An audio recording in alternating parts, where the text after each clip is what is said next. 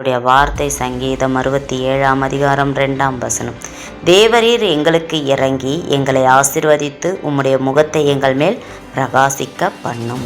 பிரியமான தேவ பிள்ளைகளே, கர்த்தர் உங்களுக்கு இறங்கி உங்களை ஆசீர்வதித்து அவருடைய முகத்தை உங்கள் மேல் பிரகாசிக்க பண்ண வேண்டும் என்றால் கர்த்தருடைய முகத்தை நீங்கள் தேடுகிறவர்களாக இருக்க வேண்டும்.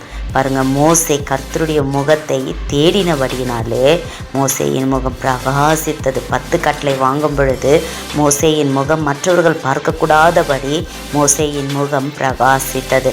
பாருங்க, கர்த்தருடைய சுவிசேஷத்தை அறிவிக்கும் பொழுது ஸ்தெவானின் முகமும் பிரகாசித்தது.